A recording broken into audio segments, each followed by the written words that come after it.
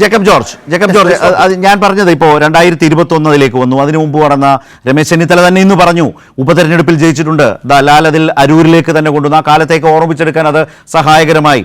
അന്ന് അദ്ദേഹത്തിന് ആ ഒരു പരിവേഷം നൽകിയില്ല. കോൺഗ്രസിൽ നിന്ന് സ്വാഭാവികമായി അത്തരം ഒരു പ്രചാരണം രൂപപ്പെട്ടു വന്നില്ല. പക്ഷേ അതിന് ഇടതുപക്ഷത്തിൻ്റെയും CPM-ൻ്റെയും ഇടയിൽ നിന്ന് മുഖ്യമന്ത്രിയായിരുന്ന പിണറായി വിജയൻ്റെ ആ ഒരു നേതൃപരമായ ശേഷിയുമായി ബന്ധപ്പെട്ട് വന്ന ക്യാപ്റ്റനാണ് ഇവരെ സ്വാധീനിച്ചത് എന്ന് പറയുന്നത് എത്രമാത്രം ഉചിതമാണ്? കാരണം ആ തെരഞ്ഞെടുപ്പിന് മുമ്പ് തന്നെ അത് വന്നിരുന്നു. 2021 ആ നിയമസഭാ തെരഞ്ഞെടുപ്പിന് മുമ്പ് തന്നെയാണ് ക്യാപ്റ്റൻ പ്രയോഗം വലിയ തോതിൽ ചർച്ചയായി. എന്തുമാവട്ടെ, പക്ഷേ കോൺഗ്രസിൽ നിന്ന് എന്തേ അത്തരത്തിലൊരു ആത്മവിശ്വാസം അന്ന് സ്വാഭാവികമായിട്ടോ അല്ലെങ്കിൽ ബോധപൂർവമായിട്ടോ രമേശ് ചെന്നിത്തലയ്ക്ക് അനുകൂലമായി വന്നില്ല.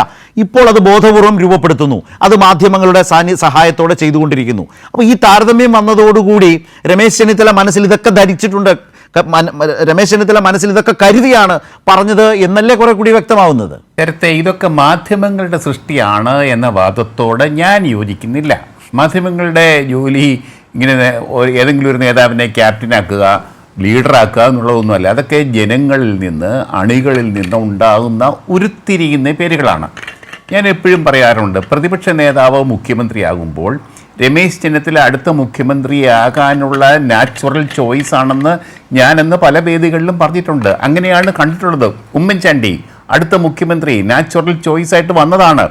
അതുപോലെ AK ആന്റണി മുഖ്യമന്ത്രിയായത്, K കരുണാകരന് ശേഷം K കരുണാകരൻ 9 അംഗങ്ങളുടെ നേതാവായിട്ട് വന്നിട്ട് മുഖ്യമന്ത്രിയായത് പനമ്പള്ളി ഗോവിന്ദനെ ഉള്ളവരില്ല.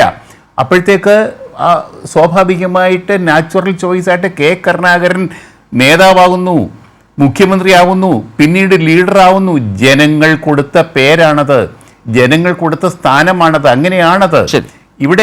ഇവിടെ ഞാൻ പറയുന്ന വേറൊരു പ്രധാനപ്പെട്ട കാര്യം, ഇവിടെ ജനങ്ങൾ വഴി ഒരു സ്ഥാനം സാക്ഷാൽ പിണറായി വിജയൻ രണ്ടാമത് തിരഞ്ഞെടുപ്പിലേക്ക് കടന്നു വരുമ്പോഴാണ് ക്യാപ്റ്റൻ എന്ന പേര് അദ്ദേഹത്തിൻ്റെ അണികളിൽ നിന്ന്, പാർട്ടി വൃത്തങ്ങളിൽ നിന്ന് ഉയർന്നു വന്നത്.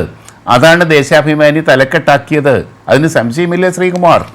അതുപോലെ ഇപ്പോഴത്തെ പ്രശ്നം, കോൺഗ്രസ് നേരിടുന്ന ഏറ്റവും വലിയ വെല്ലുവിളി അടുത്ത നിയമസഭാ തിരഞ്ഞെടുപ്പാണ്.